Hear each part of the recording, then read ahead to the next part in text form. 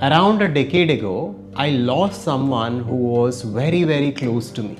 And that experience in that moment in time, I can only describe it as the most devastating and the most painful period of my time. It was as though somebody took a knife out and stabbed my heart a million times. And for weeks and months, the pain that I experienced and the suffering that I experienced was so intense that my body used to get tired and I used to go to sleep because of that tiredness. And you might have experienced different versions of this suffering in your own life. Maybe this dramatic or maybe not this dramatic, but all of us go through pain and suffering. Now, what helped me and what really changed my life was this wisdom of Vedanta. When I finally uncovered this ancient wisdom, it completely changed my relationship with suffering, and it gave me that deep sense of inner peace and fulfillment that I was looking for my entire life. And I hope it can give you this today. And I believe that if you pay attention and if you grasp this video till the end, in the next 10 minutes, you will understand how to deal with pain and suffering and how to access that inner peace even amidst whatever is happening in your life. So by the end of this video, you will understand why you suffer far more than the pain itself, and you will understand the two levels at which that suffering can first be reduced and finally dissolved completely. First, let's start with the story and what happened in my life which changed everything. So over a decade ago, we lost my brother.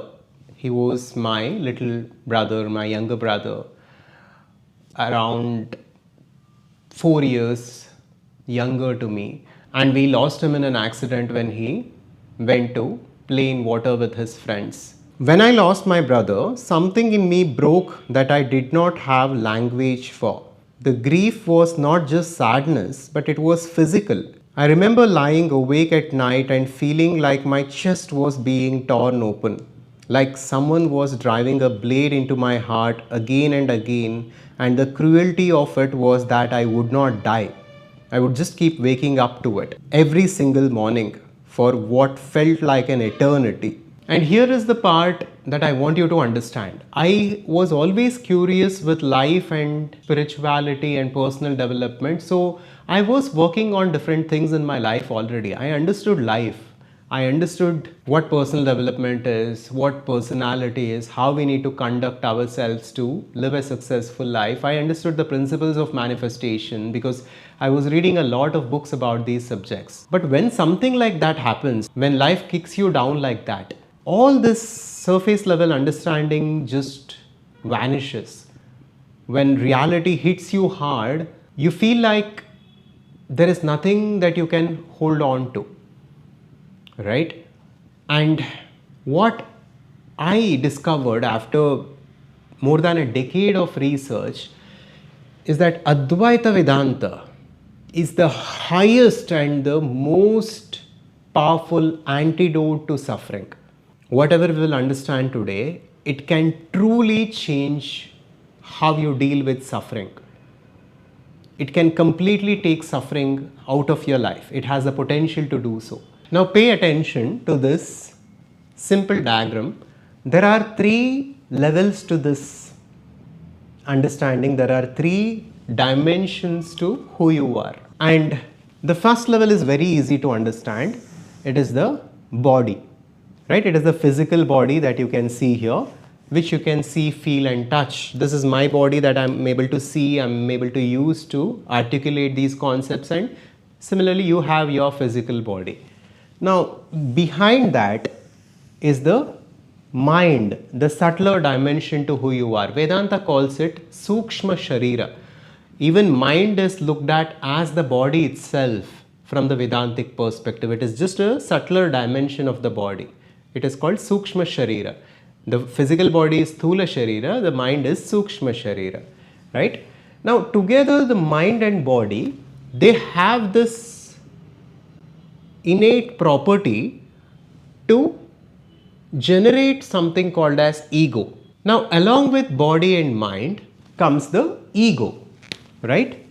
Ego is just an assumption of who you are, right? If I ask you who you are, you just point to yourself. You just say, I'm this person, I'm this body, I'm this mind, I'm this personality, this is me. Now that assumption, that sense of I that is associated with the body and mind is what we call ego, and in Vedanta we call it ahankara, right? So there is body, there is mind, and with body and mind there is also an attachment, an identification that Vedanta calls as ahankara.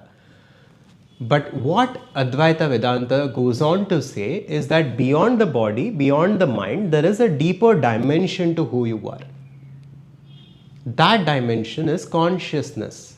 That is the true essence of who you are. That is who you are in reality.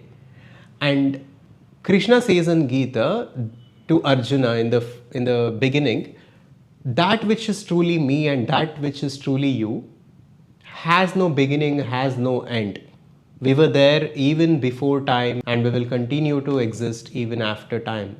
Krishna points towards the nature of our consciousness, our deepest essence.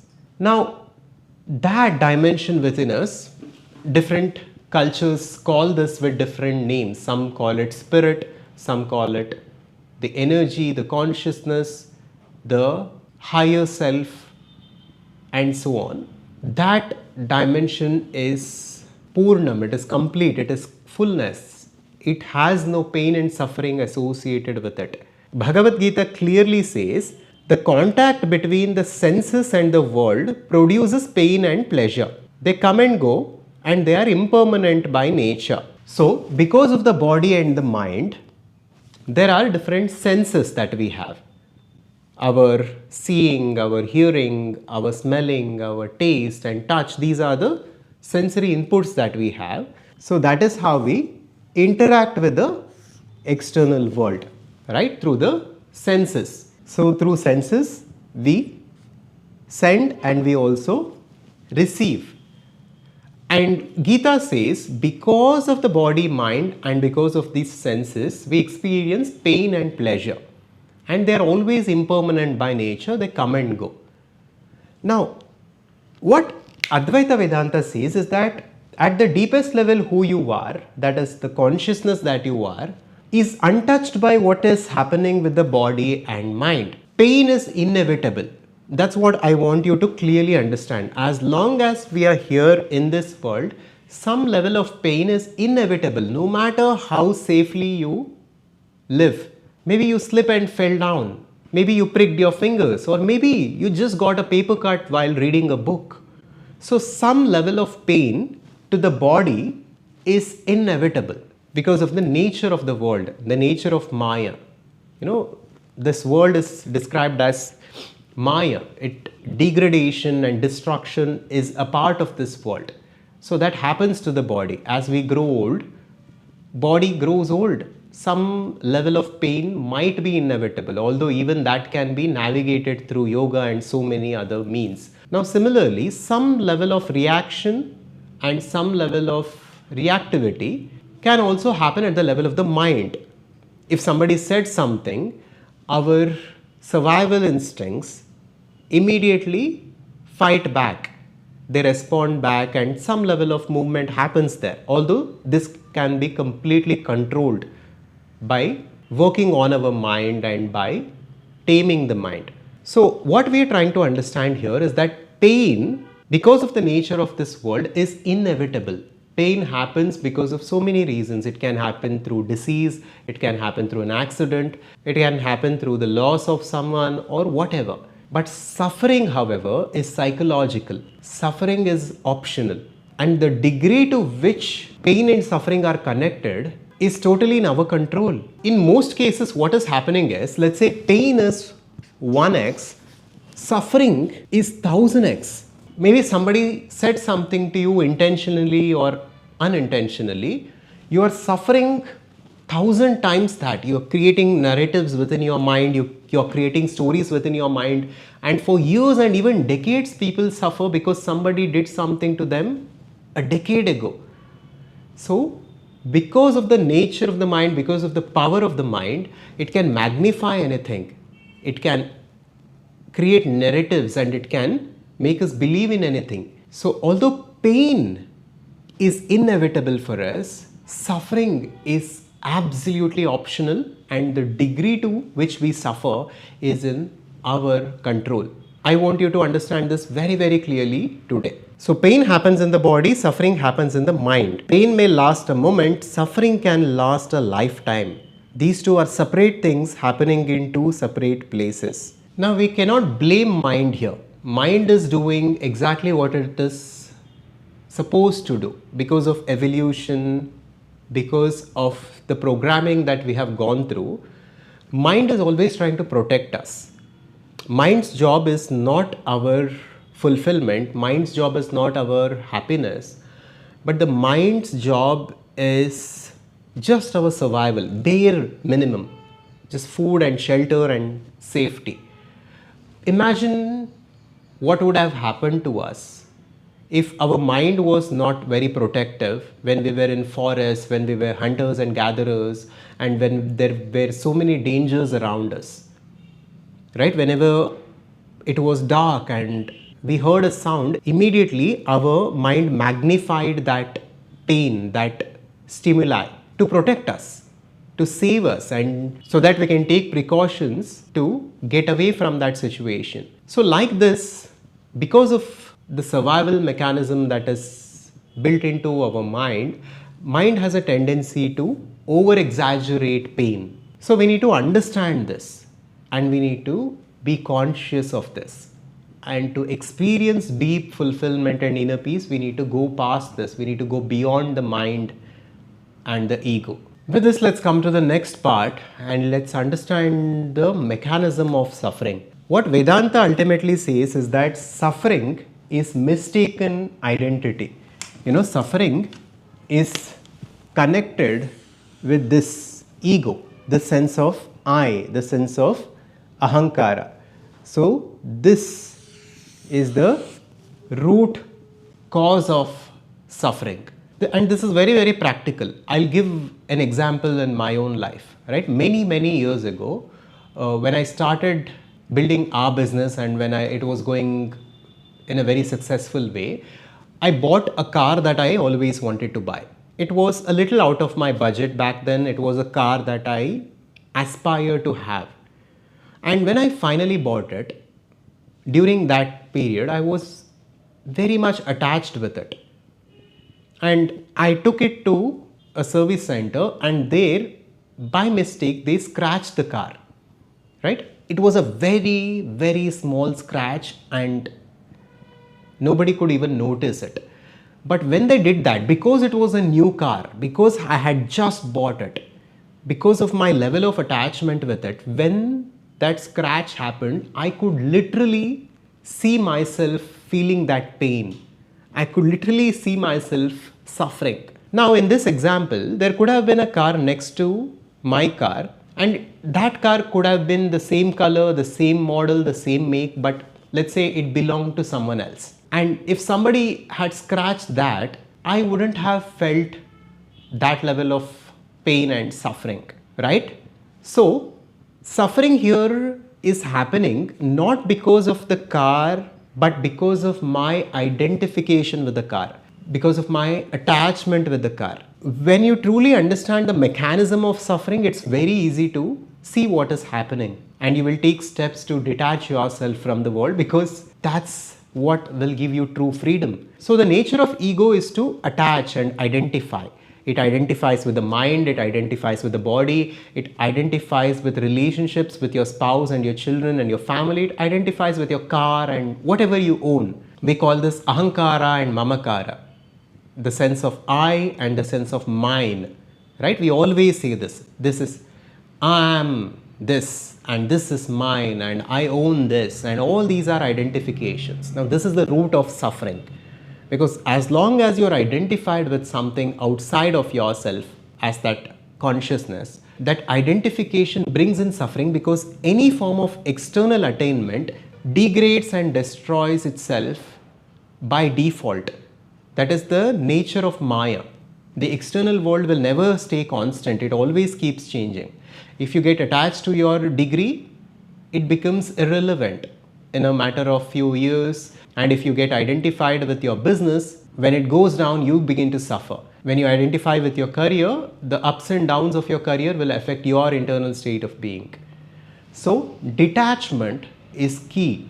Detaching ourselves and disidentifying ourselves from the external world and the external attainments is the key to go beyond suffering. So now let's understand the two levels through which we can navigate suffering. Level 1 is very simple.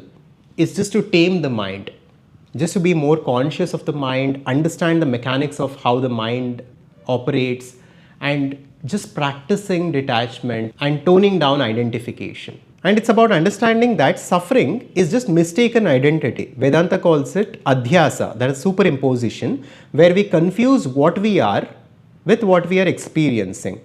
Notice how you say, I am in pain, I am broken, but not there is pain appearing in my awareness. And taming the mind is about removing this compulsive storytelling and narratives that we build around circumstances, which has a tendency to magnify and intensify that suffering.